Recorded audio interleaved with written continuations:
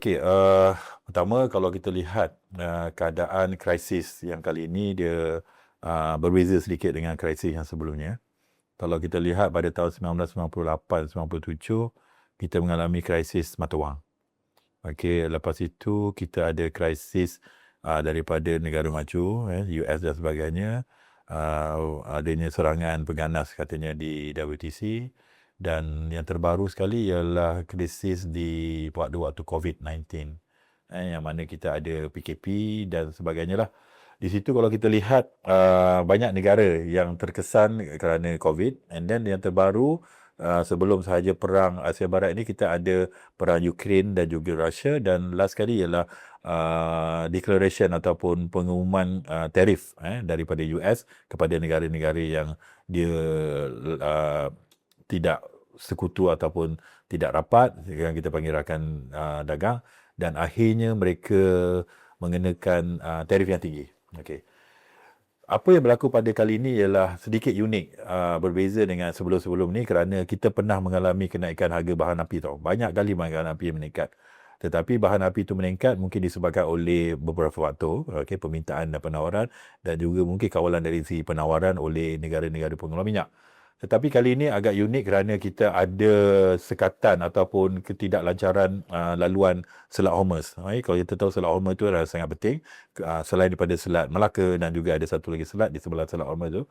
Jadi kita ada dua masalah, iaitu harga minyak akan melambung tinggi disebabkan keadaan yang tidak stabil itu. Yang kedua, ia bekalan yang tidak mencukupi. Bekalan ini bukan hanya kepada bahan api untuk petrol, tetapi diesel juga, tetapi juga untuk gas asli. Sebab dia adalah pengeluar minyak yang utama di dalam dunia ini, iaitu sebanyak 40% dan sebagainya lah. Jadi negara-negara ASEAN seperti China, India, Malaysia, Asia Tenggara dan sebagainya sangat bergantung kepada bahan api ini. Kita tahu kita masih lagi bergantung kepada gaya yang konvensional. Kalau kita lihat, China dah bergerak ke hadapan. Mereka tidak lagi bergantung pada konvensional semata-mata. Mereka dah menggunakan tenaga yang boleh diperbarui yang agak banyak, selepas mereka menghadapi pencemaran yang teruk pada tahun 2000 dan 2000 lebih lah. Jadi mereka dah ke arah itu. Dan apabila berlakunya Selat Hormuz ni, maka kita akan ada masalah dari segi bahan api itu sendiri, untuk kehidupan seharian, dan juga ada masalah dari segi ekonomi. Kita tahu ramai yang menggunakan bahan api ini seperti diesel, petrol dan sebagainya. Tapi Alhamdulillah, kerajaan tidaklah meningkatkan atau mengapungkan harga minyak ini kerana kita masih lagi struggle dalam tarif, pengumuman tarif iaitu yang lebih tinggi, dan juga COVID-19 yang kita dah berlaku 6 tahun tetapi masih lagi ramai yang terkesan. Kalau kita lihat di UCAM sendiri pun kita nampak yang ramai terkesan lagi. Jadi apa yang saya nampak di sini ialah bahan api ini sangat penting untuk logistik, untuk perniagaan, sebenarnya daripada huluran sampai hiliran. Sebab bukan kita kata semua sektor ini tidak menggunakan diesel, tak menggunakan bahan api dan sebagainya. Tetapi semua sektor yang saya katakan tadi ada kena-mengena. Contohnya kalau kita bagi contoh pertanian. Pertanian datangnya daripada baja. Baja itu datang daripada gas asli dan sebagainya. Jadi di situ dah bahan api itu terkesan. Selain daripada itu, bila bahan pertanian itu setelah matang atau diharvestkan, jadi kita kena hantar ke lokasi di mana-mana tertentu. Jadi middleman atau orang tengah telah menggunakan bahan api iaitu petrol atau diesel untuk menghantar bahan mentah itu. Jadi ini semua menyebabkan rantaian ekonomi akan terkesan dan akhirnya mereka terpaksa transferkan kos ini kepada pengguna. Sebab itu sejak kebelakangan ini ramai yang terkesan kerana harga barang dia mungkin tidak naik, tetapi mereka ada charge tambahan kepada penghantaran tersebut kerana ekoran daripada diesel yang mereka terpaksa bayar. Kerajaan di Semenanjung, kerajaan telah apungkan diesel ini, tetapi adalah beberapa syarikat yang mempunyai bantuan daripada kerajaan, contohnya daripada budi diesel dan sebagainya. Tetapi tidak semua yang layak untuk dapat. Jadi mereka terpaksa mentransferkan benda ini kepada perkhidmatan dan juga harga. Contohlah, kita bagi contoh servis kepada rumah. Servis ke rumah ada banyak. Contohnya nak repair pipe, nak servis aircon, nak potong rumput. Jadi ini semua melibatkan pengusaha-pengusaha kecil yang mungkin tidak didaftarkan untuk mendapatkan bantuan ini. Jadi mereka menggunakan kereta pick-up ataupun menggunakan lori yang kecil. Semua ini menggunakan diesel. Jadi mereka telah terkesan kerana harga diesel dah naik sampai RM6. Kita harap perang ini akan berhenti tidak lama lagi, sebab kita tahu bila perang itu berpanjangan, kos dia juga tinggi pada US dan juga Iran. Jadi diharapkan ada kesefahaman. Tetapi untuk ke arah itu, jadi banyak perkara yang rakyat kena fikirkan. Itu yang saya pun bersetuju dengan apa saranan kerajaan supaya kita berjimat cermat. Bukan bermaksud jimat cermat tidak berbelanja. Kita kena belanja sebab domestik ekonomi kita masih lagi punca utama dalam ekonomi kita. Kalau kita masih lagi tidak berbelanja, kita memberhentikan belanja, ekonomi dalaman kita problem. Sebab luar dah problem masa tarif itu. Jadi kat luar problem, dalam problem, jadi ekonomi kita akan jadi lembab. Jadi apa yang saya setuju ialah kita kena belanja apa yang betul-betul penting. Kita kena melabur sebagai pengusaha ataupun firma kepada perkara yang betul-betul perlu. Contohlah, saya bagi contoh. Kalau pengguna, kita tak beli apa benda yang tak sepatutnya, kita tangguh kan. Manakala firma pula, mereka nak buka cawangan baru pun kena fikir banyak-banyak. Adakah perlu untuk buka cawangan baru? Adakah perlu untuk ubah suai? Adakah perlu untuk mereka tambah pekerja dan sebagainya? Jadi mereka perlu memikirkan sebab demand sekarang agak berhati-hati. Okay, jadi itu antara perkara yang saya boleh katakan bahawa tindakan semua pihak daripada individu di rumah, ada firma daripada kecil atau besar, juga kerajaan, kita kena kerjasama untuk memastikan ancaman ini tidak memberikan kesan yang jangka panjang dalam ekonomi kita.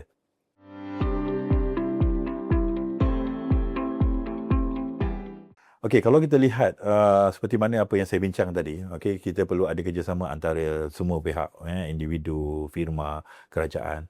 Okey, apa yang saya ingin sarankan di sini ialah kerajaan. Kita tahu ekonomi kita seolah-olah seperti ekonomi campuran. Okay, sistem ekonomi campuran, kita perlu ada kerjasama antara kerajaan dan juga pihak swasta. Berbeza dengan apa yang berlaku di US, sebab mereka adalah mengamalkan ekonomi sistem kapitalis.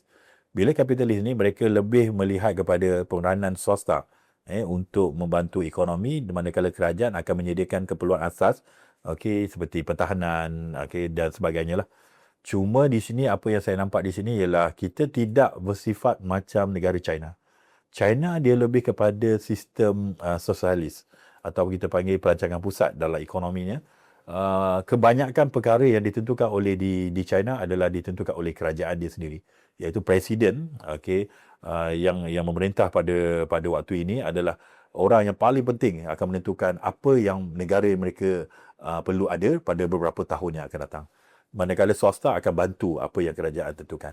Jadi sebab itu kalau di China lebih mudah sebab kerajaan tentukan segala-galanya. Kuasanya sangat besar. Manakala di US, walaupun presiden dia mempunyai kuasa, tetapi apa yang ditentukan dalam ekonomi, selalunya mereka tidak mempunyai kesan yang secara langsung. Okey, berbeza dengan Malaysia. Malaysia ada dua. Satu kerajaan, satu swasta. Jadi untuk Malaysia, contohnya ekonomi campuran, saya melihat kepada dua dasar utama, iaitu dasar fiskal dan juga dasar monetary. Dasar monetary kita tahu kerajaan akan kawal melalui mendapatkan nasihat daripada Bank Negara akan menentukan sama ada kadar bunga itu dinaikkan atau diturunkan pada waktu tertentu. Sering kali bila berlakunya kenaikan OPR, selalunya rakyat akan mengeluh. Kena bayar loan akan lebih tinggi, kena bayar bulan yang lebih tinggi. Berbanding masa COVID hari tu, OPR sangat rendah, sampaikan mereka pun rasa, kenapa bayar bulan dulu bayar 1,200, sekarang bayar 800. Tapi sebenarnya tujuan utama kerajaan untuk mengawal OPR itu adalah untuk memastikan semua rakyat mempunyai duit lebih. Pada waktu COVID kita tahu ramai yang terpaksa kurung rumah, tidak boleh keluar, tidak boleh buat part time dan sebagainya. Jadi kurangnya pendapatan lebih boleh guna. Jadi kerajaan telah kurangkan OPR itu, jadi ada lebihan kepada pinjaman tersebut, jadi dia orang boleh belanja. Itu dasar monetary. Jadi pada waktu situasi sekarang, walaupun dalam inflasi kita agak tinggi disebabkan oleh harga minyak ini, jadi secara dasar monetary-nya, kadar bunga perlu dinaikkan. Tetapi bagi saya tidak sesuai. Sebab kadar bunga walaupun tinggi kerana inflasi tinggi, saya rasa kita perlu kawal kadar bunga itu supaya rakyat tidak terkesan kerana mereka terpaksa membayar lebih kepada bahan api dan juga harga barang yang meningkat disebabkan oleh selat hormuz tadi. Itu yang pertama. Yang kedua ialah dasar fiskal. Dasar fiskal adalah dasar yang kerajaan buat, yang mana kerajaan perlu memberikan pembelanjaan kerajaan untuk bina sekolah ke, bina jabatan, infrastruktur sebagainya, di mana di situ adalah kerajaan akan merangsang ekonomi kita semakin baik, dan di mana dengan adanya peruntukan pembangunan, pembelanjaan pembangunan, kerajaan boleh menawarkan pekerjaan dan juga perniagaan kepada masyarakat. Selain daripada subsidi yang kerajaan beri, contohnya jualan rahmah ke, dari segi STR, dari segi bantuan direct kepada pengguna dan juga pengeluar. Jadi benda itu adalah satu sumbangan rakyat kerajaan. Tetapi dalam keadaan ekonomi yang macam ni, dia agak unik sebab tidak pernah berlaku sebelum ini. Saya rasa paling last kali berlaku ialah pada tahun 1970-an.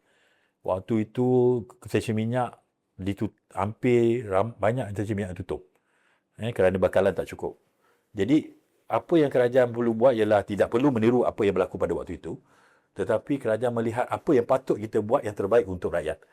Kalau kita tengok negara-negara jiran, mereka terpaksa mencatu minyak dan mungkin juga terpaksa menutup banyak stesen minyak yang menggalakkan mereka tidak menggunakan kerandaran sendiri. Malah ada yang sampai sekat mereka punya penggunaan kenderaan mengikut nombor pelit, dan ada juga yang terpaksa mereka beratur panjang untuk mendapat bahan api. Alhamdulillah di Malaysia tidak berlaku begitu. Kalau berlaku, saya rasa ekonomi akan terjejas. Bila ekonomi terjejas, kita akan kembali kepada masalah pengangguran dan sebagainya. Jadi apa yang kerajaan buat yang ini ialah, bagi saya, pertama, tindakan yang sepatutnya mereka buat seperti mana yang dicadangkan, mereka selalu berjumpa dengan pemegang-pemegang taruh. Syarikat-syarikat yang besar-besar dan juga syarikat-syarikat kecil. Bagi saya, di situ ada perbincangan. Bila ada perbincangan, mereka akan berikan pendapat. Bila ada pendapat, mereka akan berikan idea.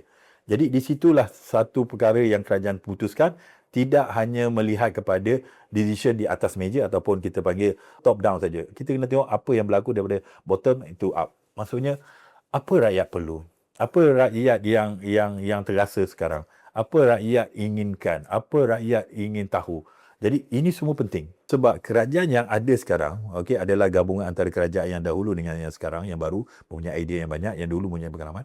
Bagi saya, mereka perlu selalu adanya engagement. Itu yang saya selalu tekankan. Betul, yang kerajaan sekarang buat selalu ialah SLU, sesi libat urus. Tetapi bagaimana sesi libat urus dilakukan ialah kena banyak lagi turun ke padang, banyak lagi perkara yang boleh dibuat, banyak lagi benda yang boleh diketengahkan. Sebagai contoh, saya nampak ada beberapa pemimpin yang bagus bagi saya diturun ke padang. Ada, kita tak payah beritahu siapa pun, mereka yang tahu. Pergi dulu asrama, kita tengok apa yang berlaku pada asrama.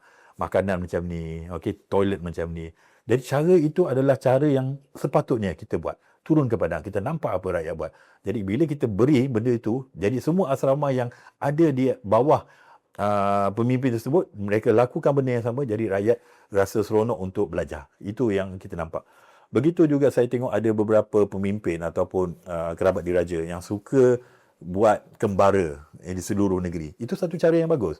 Di situlah baru kita tahu apa yang perlu ada pada rakyat. Apa yang perlu ada dalam negeri tersebut. Jadi saya rasa cadangan-cadangan itu sampai ke rakyat. Sebab kadang-kadang pemimpin-pemimpin ni, mereka penuh dengan mesyuarat, penuh dengan aktiviti. Jadi mereka tak turun padang, mereka mungkin turun padang dan mungkin mereka tak dapat lakukan sebab pemimpin mereka tidak mohon untuk mereka lakukan. Jadi begitu juga Perdana Menteri kita selalu setiap Jumaat pergi sembahyang Jumaat di tempat tertentu untuk turun jumpa ke rakyat. Bagi saya itu satu pendekatan yang baik. Tetapi cara tu kita boleh banyakkan lagi. Sebagai contoh, banyak peruntukan-peruntukan yang diberikan kepada penyelidik-penyelidik luar negara. Bagi saya, bukan tak bagus, okey, sebab luar negara ni kadang-kadang negara maju. Mereka boleh bagikan contoh yang baik. Tapi bagi saya, apa yang saya nampak, ada juga projek-projek yang boleh diberikan kepada penyelidik-penyelidik atau perunding-perunding daripada dalam negara. Sebab bagi saya, rakyat akan bercakap kepada orang yang sama negara dengan dia. Bila orang putih turun, orang kampung ni takkan cakap apa-apa. Dia pun tak tahu nak cakap apa. Jadi bagi saya, bila ada penyelidik atau perunding daripada rakyat tempatan sendiri, mereka akan berikan idea, mereka akan jadi sebagai suara rakyat, jadi mata-mata pada kerajaan, dan malah mereka akan menggunakan apa kepakaran yang mereka ada.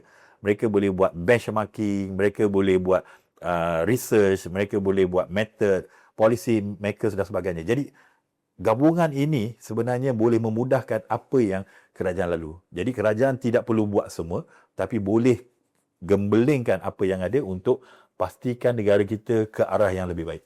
Sebab bagi saya, krisis mata wang yang kita berlaku pada 1958-1997 adalah satu cara yang terbaik kita lepas. Begitu juga COVID-19. Cara yang terbaik kita lepas daripada masalah tersebut. Jadi, kita ada masalah lagi. Jadi, cara kita ni boleh kita banyakkan. InsyaAllah. Bagi saya percaya kemampuan rakyat kita di Malaysia kebanyakan hebat-hebat. Netizen pun hebat-hebat pun. Okay. Jadi, semua perkara kita kena ambil kira supaya dasar fiskal, dasar monetary dan juga dasar-dasar lain yang kita buat, termasuk rancangan Malaysia yang ke-13 kali ini, mudah-mudahan perancangan itu bukan hanya sekadar perancangan. Itu juga adalah satu buku, satu perancangan ke arah kita menjadi sebuah negara maju dan juga sebagai negara yang kita aman, yang kita cintai, insyaAllah. Itu bagi saya.